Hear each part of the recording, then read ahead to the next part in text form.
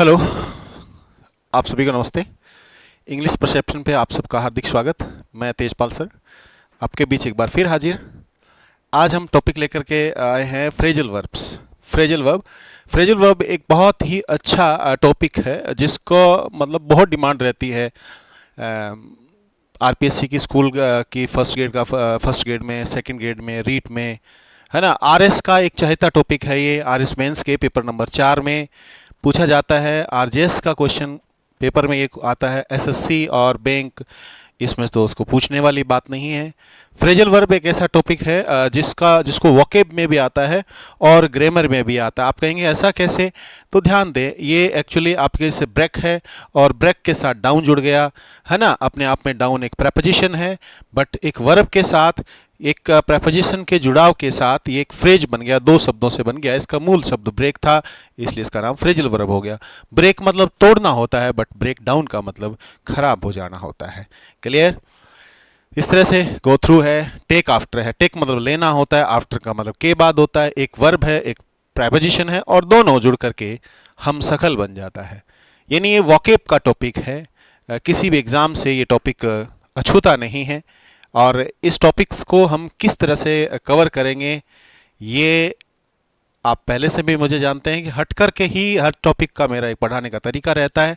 हर teacher बेहतर पढ़ाता है, ऐसा नहीं कि कोई भी टीचर नहीं पढ़ाता। सबका अपना अपना पढ़ाने का तरीका होता है। तो आज हम टॉपिक्स की शुरुआत करते हैं। एक बार फिर आप सबको जय हिंद, जय भारत। टॉपिक पे आगे बढ़ने से पहले आपको स्क्रीन पे कुछ चीज़ें दिखाई दे रही होगी। ये कुछ कोर्सेज हैं जो कोर्सेज पैड में भी है, यानी अपने इंग्लिश परसेप्शन का जो ऐप है। जब भी आप प्ले स्टोर पे जाएंगे तो इंग्लिश परसेप्शन नाम से आपको प्ले स्टोर पे अपना ऐप मिलेगा। आप अपने यूट्यूब पे भी चैनल्स पे जब जब जाएंगे तो यहाँ 3 लिंक दिए हुए हैं। एक व्हाट्सएप सपोर्ट का दिया हुआ है, टेलीग्राम का दिया हुआ है, और एक अपने ऐप का है। वहाँ पर जैसे भी आप करेंगे तो वहाँ पर आपको नॉर्मली आप व्हाट्सएप से करना चाहते हो तो व्हाट्सएप से लॉगिन कर लें, या कोई नंबर देकर के आप लॉगिन कर सकते हैं। बेसिक डिटेल्स यहाँ पे मांगी जाती है। उसके बाद में आपके पास RSSMB जो LDC है उसकी इंग्लिश, जो कि 75 क्वेश्चन हैं और 50 नंबर के हैं, यानी 200 में से 50 नंबर आपके केवल इंग्लिश के हैं, उसका है ये पूरा कोर्स आपका। इसमें प्रैक्टिस सेट्स हैं, इसमें लेक्चर्स हैं शॉर्ट एंड स्वीट्स, और मतलब एग्ज़ाम तक मेरा स्पष्ट बोला हुआ है कि मैं 5000 क्वेश्चन की प्रैक्टिस कराऊंगा, तो वो प्रैक्टिस कराऊंगा ही। इसमें इफ़ या नॉट का सवाल ही पैदा नहीं होता, यानी 50 में से 50 मार्क्स कैसे लाए जाए। अभी कोई टीचर कहते हैं 75 में से 75 नंबर कैसे लाए जाए। मेरे दोस्तों 75 नहीं है, 75 क्वेश्चन है, 50 नंबर का ये मैटर्स है। उसके बाद में एक सिर्फ आरपीएससी फर्स्ट ग्रेड के फर्स्ट पेपर में है आपके 5 क्वेश्चन इंग्लिश के आते हैं, उनके लिए मैंने अलग से डिज़ाइन किया है। ये उनके लिए है जो आरपीएससी फर्स्ट ग्रेड दे रहे हैं, जो सब्जेक्ट का दे रहे हैं उसको भी यदि ग्रामर में कहीं दिक्कत है तो वो भी इसको ज्वाइन कर सकते हैं। इसके अलावा यहाँ पर एक और जो है वो कोर्स है आरपीएससी स्कूल लेक्चर के फर्स्ट पेपर का कॉम्बो है, जिसमें कि मैथ्स है, रीजनिंग है, साइंस है और इंग्लिश। ये 3 ही चीज़ें हैं। बाकी जो चीज़ें ऐड की जाएगी वो ऐड सब फ्री ऑफ कॉस्ट होगी। वो हमारे पे डिपेंड करता है कि हम आपको मोस्ट ऑफ सब्जेक्ट दे दें, कितने भी दे दें, ये आपको एक्स्ट्रा बेनिफिट्स हैं। जो भी स्टूडेंट इससे जुड़ना चाहता है वो अति शीघ्र जुड़ लें। इसमें सब सब्जेक्ट्स की क्लासेस स्टार्ट हो गई है, प्रैक्टिस सेशन स्टार्ट हो गए हैं। आपका एग्ज़ाम है वो 25 मई से स्टार्ट होना है, और यहाँ पर तमाम तरह की चीज़ें हैं वो दिन रात एक कर करके मेरे साथ और मेरी टीम अप्रैल महीने में ही कंप्लीट करवा देगी। जैसा कि आपने पिछले फर्स्ट ग्रेड में देखा भी था, केवल इंग्लिश के ही रैपिड क्लासेस करवाई थी, और उसमें स्टूडेंट के 5 में से 5 मार्क्स, 5 में से 4 मार्क्स अटेंड कर पाई।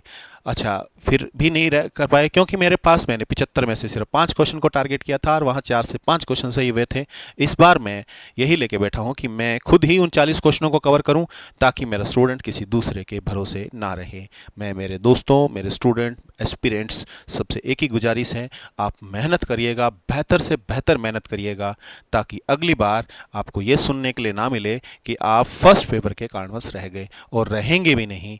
ये मेरा आपसे एक तरह से मनोबल को बढ़ाने के लिए मेरी तरफ से वादा है। यदि आपने मेहनत की, यदि आप मेहनत में ही काम चोरी करें तो उसका कोई कुछ नहीं कर सकता। वो आपको खुद को जहन में भी पता होगा। ठीक है, तो इस को आपको देखते हुए हम आगे बढ़ते हैं। जो जो एस्पिरेंट्स आरएस का लिखेंगे मेंस, ध्यान दीजिएगा, आरएस मेंस लिख रहे हैं, आरजेएस का लिखेंगे वो, या एसएससी के लिए तैयारी कर रहे हैं वो, इस लेक्चर को बहुत ही गहराई से देखेंगे और इसको 2 या 3 बार रिवाइज कर लें। उसके बाद इस टॉपिक से आप मात खाने वाले नहीं हैं। आरपीएससी फर्स्ट ग्रेड वाले भी ध्यान दे दें, फर्स्ट पेपर की भी तैयारी कर रहे हैं, उसको भी इस टॉपिक को गौर से देखना है। क्यों? क्योंकि ये प्रेपोजिशन कहीं ना कहीं से जुड़ा हुआ है। ठीक है, देखते हैं पहली क्लास। स्क्रीन पे आपके सामने दिख रहा होगा, एक भाई साहब दिख रहे हैं, घड़ी में उनके पास एक वॉच है, वॉच में समय हुआ है 8:28। 8:28 का समय हुआ है। अच्छा, हमारे पास फ्रेजल वर्ब क्या है? हमारे पास फ्रेजल वर्ब है वैकअप। क्या है? वैकअप। वैकअप मीन्स उठना। वैकअप मीन्स उठना होता है। वैकअप का मतलब क्या होता है? उठना होता है दोस्तों, यानी कि गेटअप एक रेगुलर सेंस होता है। वेकअप का मतलब इसमें किसी तरह का कोई डिस्टरबेंस हो जाता है तब हम लोग वेकअप, जागना कहते हैं। ठीक है, उठना या जागना एक ही होता है, बट गेटअप एक रेगुलर प्रोसेस होती है और वेकअप एक इरेगुलर प्रोसेस होती है। तो वेकअप का मतलब होता है जागना, यानी टू स्टॉप स्लीपिंग।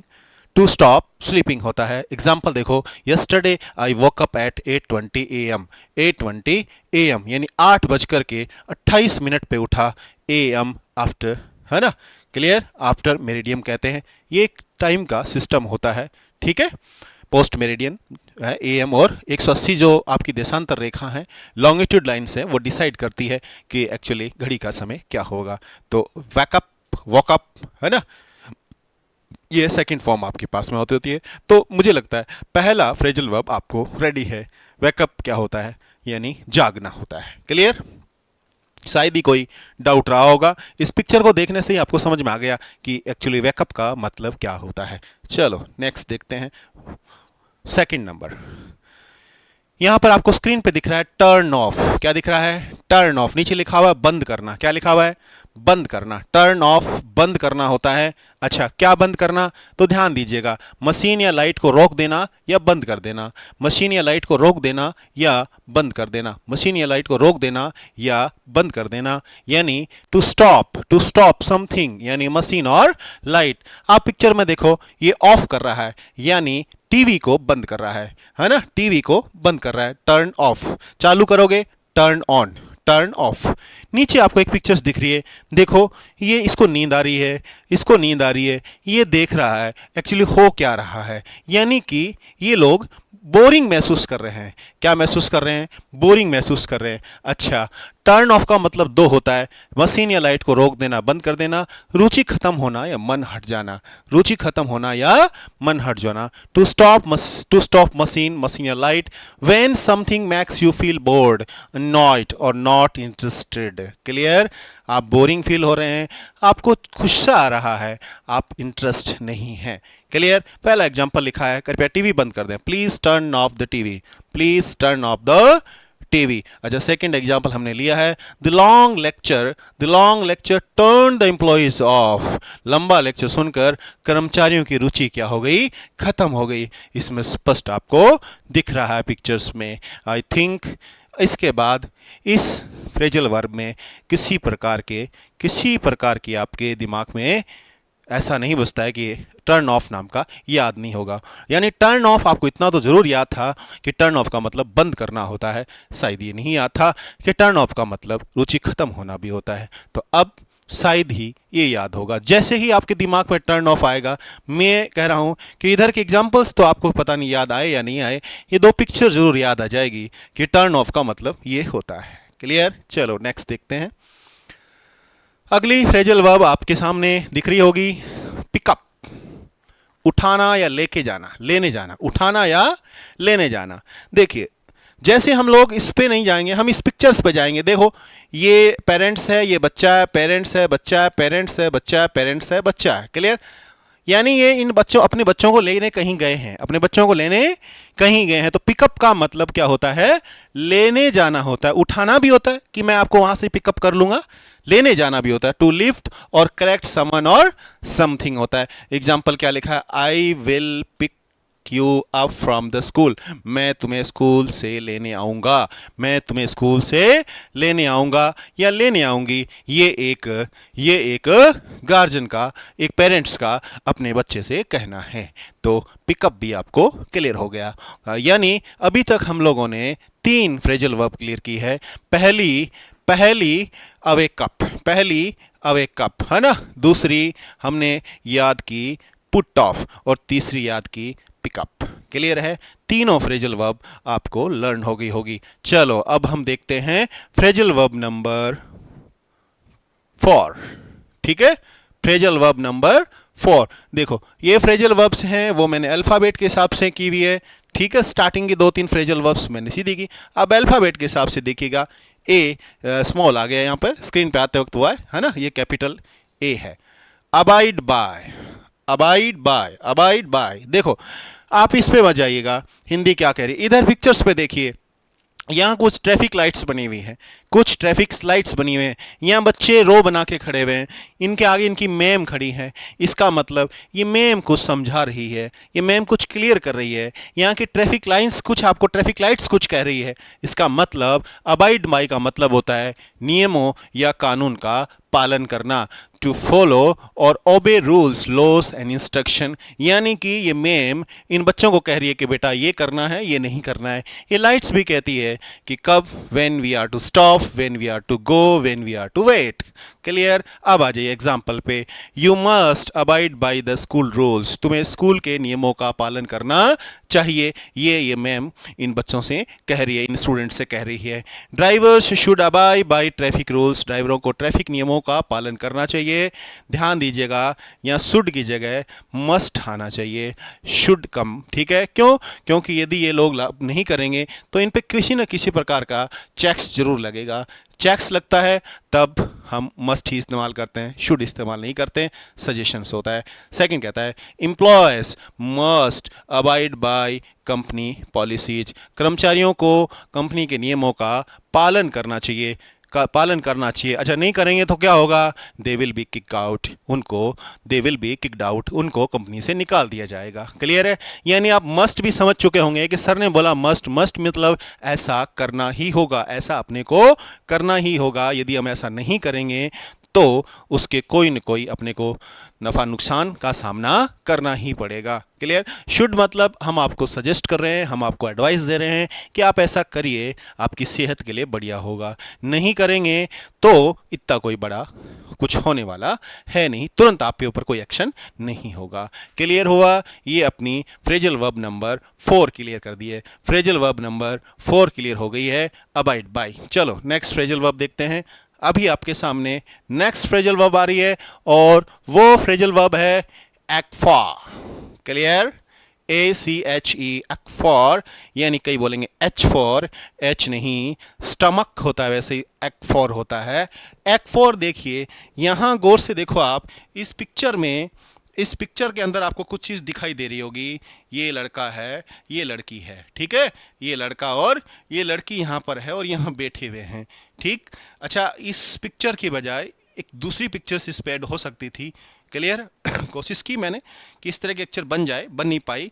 यानी मुझे इसमें ऐसा पिक्चर बताना था जिसमें एक जेंट्स है या एक लेडीज है या एक बच्चा है, वो यूँ मतलब मायूस मुद्रा में बैठा हुआ होता, तो ये चीज़ ज़्यादा क्लियर होती। क्यों? क्योंकि एक फॉर का मतलब होता है किसी चीज़ या किसी व्यक्ति की बहुत इच्छा या तड़फ होना। यानी एक आइसक्रीम दिखा करके भी बच्चे को एक आइसक्रीम दे रहा है और बच्चा देख रहा है, ऐसी पिक्चर बहुत ज़्यादा और भी क्लियर कर देती। हालांकि ये भी कोई कम क्लियर नहीं कर रही है। She act for her family when she is abroad, जब वो विदेश में होती है वो अपने परिवार के लिए बहुत तरसती है। I act for the days when we spend together, मैंने उन दिनों को तरस रहा हूँ जो हमने बिताए थे। ये चाहिए कहे, दोनों का स्टेटमेंट एक ही होता है। नेक्स्ट अगला फ्रेजल वर्ब देखिए। अगला फ्रेजल वर्ब आपके सामने अकाउंट फॉर। देखिए अकाउंट, हम अकाउंट का हम जैसे बात करें तो एक तरह से नाउन के तौर पे अकाउंट आप समझते होंगे क्या होता है, बट इसमें अकाउंट के साथ फॉर लग गया है तो इसका मीनिंग कुछ और हो गया। क्या मीनिंग होता है? नंबर 1 कारण बताना, नंबर 2 कारण होना, नंबर 3 गिनना या शामिल करना, ये इसके मतलब होता है। यानी to explain something, to explain something, account for का मतलब होता है to be the reason for something, किसी चीज़ का कारण होना होता है। To include or consider something, किसी चीज़ को क्या करना होता है, शामिल करना होता है। ये तीन चीज़ें हमारे सामने हैं। देखो आप गौर से, ये यहाँ देखिए, ये एक्चुअली सीडी जो बना रखी है मैंने, ये लाइफ है आपकी, ये क्या है, लाइफ है। ये यहाँ खड़ा है, ये यहाँ खड़ा है, ये ऊपर खड़ा है, ये ऊपर करने की कोशिश कर रहा है, ये इसके ऊपर जा रहा है।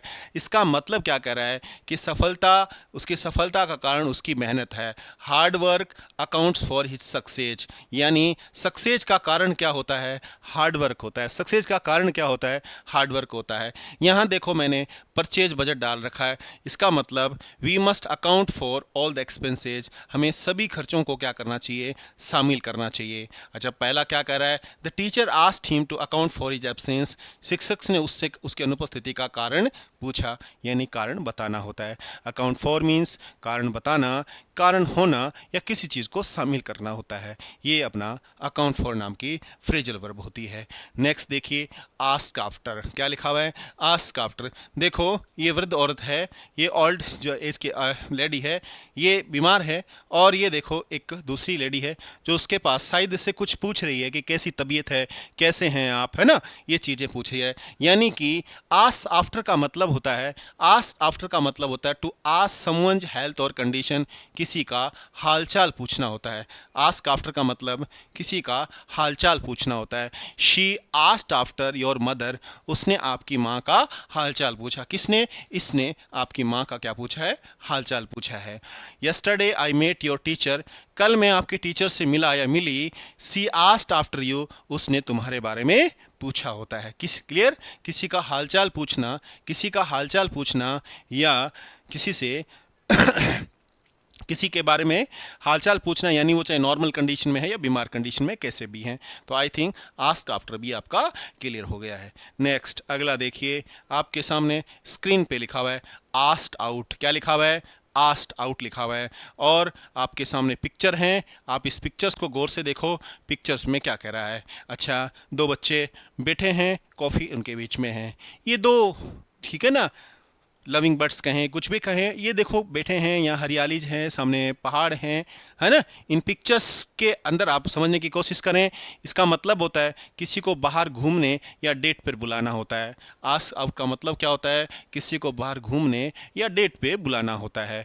आस्क पूछना, आउट बाहर आओ, आस्क पूछना, आउट बाहर आओ, है ना। आस्क आउट का मतलब किसी को बाहर जाने के लिए बोलना। To invite someone to go out for, usually for a date के सेंस में है।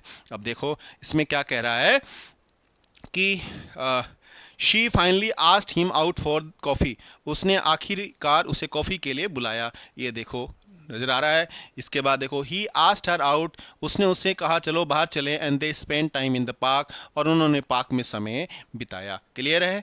नेक्स्ट कह रहा है, शी वॉज नर्वस, वो नर्वस थी। When he asked her out, जब उसने उससे कहा चलो बाहर चलें। क्लियर है। तो आस्क आउट का मतलब किसी को डेट पर ले जाने के लिए रिक्वेस्ट करना होता है।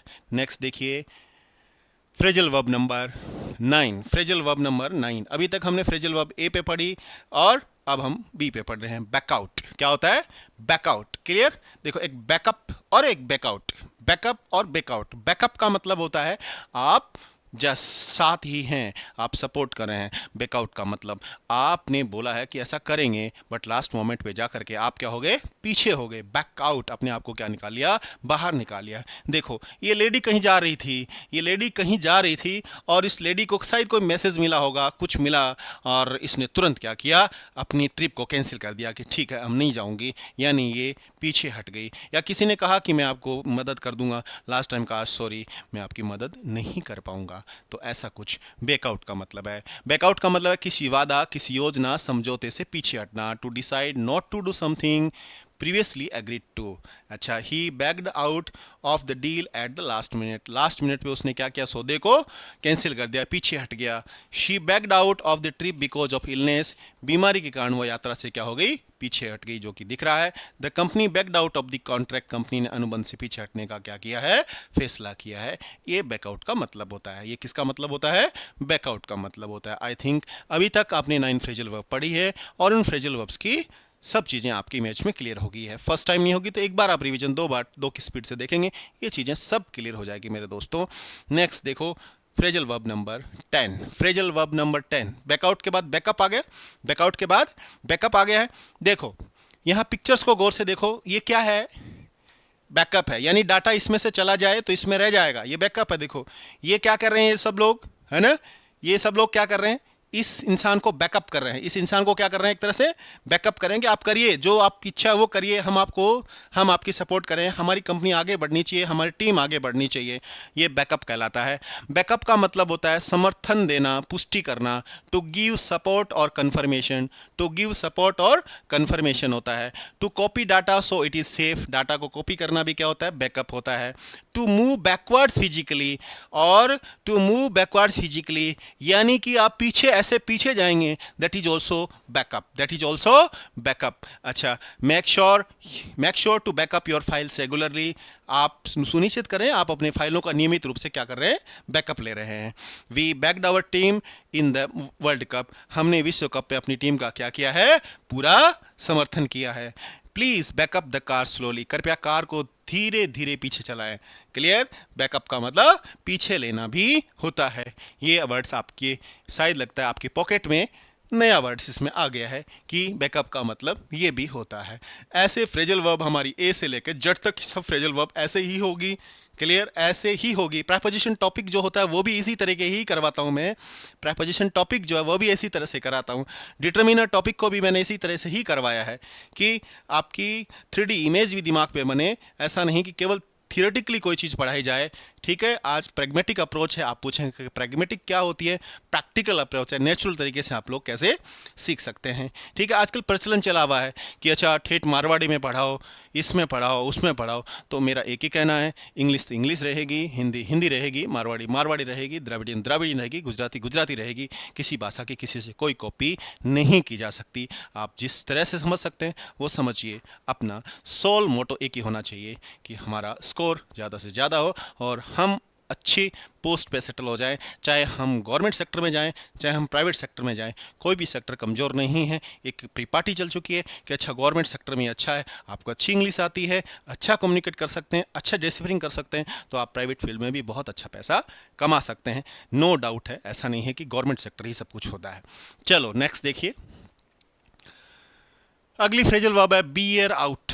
देखो बियर मतलब सहन करना, बियर मतलब सहन करना हो गया, आउट मतलब बाहर होता है। तो अब देखो इसका वैसे देखा जाए तो क्या है, कोई तुक नहीं बैठ रहा है ना, बट बियर आउट को दोनों को मिलाएंगे तो इसका मतलब होता है सत्य साबित करना या पुष्टि करना, सत्य साबित करना या पुष्टि करना, प्रूव करना, किसी चीज को क्या करना, प्रूव करना। ठीक है, कंफर्म करना होता है, ठीक है, कंफर्म करना होता है, that is called beer out. दो पिक्चर आपको दिख रही होगी, देखो ये मतलब एक कोर्ट रूम है, उसमें ये अपने पेज लेके खड़ा है, ये अपने पेज लेके खड़ा है। इसका मतलब ये दोनों अपनी बात को क्या कर रहे हैं, सत्य साबित करने की कोशिश कर रहे हैं। ये रिसर्च किस लिए होता है बताओ, ये रिसर्च किस लिए होता है? रिसर्च अपन कोई भी किसी भी तरह का एजप्शन जो हम लेके आते हैं उस एजप्शन को प्रूव करने का काम होता है, ताकि वो एक थियरी बन जाए, एक सिद्धांत बन जाए। क्लियर, तो देखो the recent study bears out the theory, हालिया अध्ययन इस सिद्धांत की क्या करता है, पुष्टि करता है। अच्छा, all the evidence bears out the claim, सभी सबूत इस दावे की क्या करते हैं, पुष्टि करते हैं। क्लियर है, कई कहते हैं मेरे पास प्रूफ है, कई कहते हैं एविडेंस है। प्रूफ और एविडेंस में फर्क होता है, प्रूफ और एविडेंस में क्या होता है, फर्क होता है। ध्यान दें क्या फर्क होता है, ये कमेंट सेशन में आप लोग खुद लिख के बताएंगे। ठीक है, कि इसका क्या फर्क होता है, दोनों में फर्क होता है। लॉयर में और एडवोकेट में फर्क होता है, वैसे ही प्रूफ में और एविडेंस में भी दोस्तों फर्क होता है। नेक्स्ट देखो, historical records, historical records bears out the evidence described in the book, कहते हैं ऐतिहासिक अभिलेखों ने किताब में वर्णित घटनाओं की क्या की है, पुष्टि की है। क्या की है, पुष्टि की है। क्लियर है, यानी कोई चीज सही है या गलत है, इसको हम लोग क्या बोलते हैं, बियर आउट बोलते हैं। क्लियर है, नेक्स्ट फ्रेजल वर्ब लो। देखो आप कह रहे हैं कि सर थोड़ा सा फास्ट पढ़ा रहे हैं, सर थोड़ा सा क्या पढ़ा रहे हैं, फास्ट पढ़ा रहे हैं, ध्यान दीजिएगा। तो ध्यान दें, मेरा सीधा एक सा थ्योरी है, सीधी बात नो बकवास, सीधी बात नो बकवास। कौन क्या है, फलाना क्या कर रहा है, ढिंगड़ा क्या कर रहा है, इससे कोई मतलब नहीं है। आपको सिर्फ आपके सिलेक्शन से मतलब है, आपको अपने करियर से मतलब है। आपका करियर अच्छा नहीं होगा तो बेहतर है आप किसी मतलब तरह से आप नहीं कर पाएंगे। सर्वाइव तो ठीक करेंगे, जिसके पास नौकरी नहीं है वो भी सर्वाइव करता है, बट आपको कभी सेटिस्फेक्शन नहीं मिलेगा कि मैंने इतनी पढ़ाई लिखाई क्यों की, मैंने इतना किया, वो किया, मेरे दोस्तों ने ये किया। ऐसा नहीं होगा, ठीक है। इसलिए बखान करने से कोई मतलब नहीं है, सिर्फ मोटो पे ध्यान दें। बियर अप, बियर अप, ध्यान दें, बियर अप, ठीक है, beer up, clear. Beer up, up means सहन कर रहे हैं और आप हमेशा ऊपर हैं। इसका मतलब आप चुनौतियों से क्या कर रहे हैं, अपने आप को एडजस्ट कर रहे हैं, आप चुनौतियों से पीछे नहीं हट रहे हैं। Bear up, to stay strong और एंड्योर डिफिकल्टीज, कठिनाई में मजबूत रहना, साहस बनाए रखना।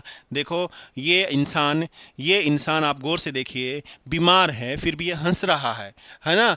ये अभी बीमार है फिर भी क्या कर रहा है, हंस रहा है। ये लेडी इस पे खड़ी है, पास में खड़ी है। आप देखो कितनी यहाँ पे बर्फ है, कितनी बर्फ है, फिर भी ये लोग क्या कर रहे हैं, यहाँ पर अपने आप को मेंटेन किए हुए हैं। इसका मतलब ये सहन करना होता है। क्या करना होता है, सहन करना हो। कठिनाई में मजबूत रहना, साहस बनाए रखना, ये क्या कहलाता है, बियर अप कहलाता है मेरे दोस्तों, bear up. She had to bear up during her father's illness, उसे अपने पिता की बीमारी के दौरान मजबूत रहना पड़ा, उसे मजबूत रहना पड़ा। नेक्स्ट कह रहा है ही बोर अप, बियर की सेकंड फॉर्म है, bore up under the pressure of examination, उसने परीक्षा के दबाव के बीच में भी धैर्य बनाए रखा। The soldiers bore up the despite the harsh condition, सैनिकों ने कठिन परिस्थितियों के बावजूद साहस बनाए रखा, जैसा कि पिक्चर में आपको दिख रहा है। Try to bear up, things will get better soon, मजबूत रहो, चीज़ें जल्दी बेहतर हो जाएगी। और लास्ट वाला कहता है they bore up through all the challenges together, उन्होंने सभी कठिनाइयों का सामना साथ में किया। ये आपका बियर अप का फ्रेजल वर्ब होगी। आज की क्लास में हमने टोटल 12 फ्रेजल वर्ब्स की है। आज की क्लास में हमने टोटल कितनी फ्रेजल वर्ब की है, 12 फ्रेजल वर्ब्स अपने आज की क्लास में की है। और ये फ्रेजल वर्ब्स 12 जैसे किए वैसे हमारे जड़ तक की फ्रेजल वर्ब्स होगी, उन जड़ तक की फ्रेजल वर्ब्स को हम करेंगे, ठीक है। और हर एग्जाम में ये फ्रेजल वर्ब्स आपके 2 से 3 फ्रेजल वर्ब जो होगी वो आपके एग्जाम में आएगी। इस चीज़ का आप एकदम श्योर रहें। और इन फ्रेजल वर्ब्स को करने के बाद में आपका कोई क्वेश्चन फ्रेजल वर्ब से रिगार्डिंग गलत नहीं होने वाला है। ये क्लियर एंड कट सीधी सी बात है। फ्रेजल वर्ब आपको टेंस में भी सपोर्ट करेगी, फ्रेजल वर्ब आपको प्रेपोजिशन में भी सपोर्ट करेगी। क्लियर, तो आप रिवाइज करते रहें और मिलते हैं अगली क्लास में। तब तक एक बार फिर जय हिंद, जय भारत। और यदि आपको अच्छा लगे तो लाइक सब्सक्राइब करना ना भूलें, शेयर करें और अपने जो इंग्लिश परसेप्शन का ऐप है उससे कनेक्टेड हो जाएं, ताकि फ्री या पेड जो भी चीज़ें उपलब्ध होगी वहाँ पर आपको तुरंत नोटिफिकेशन मिल जाएगा।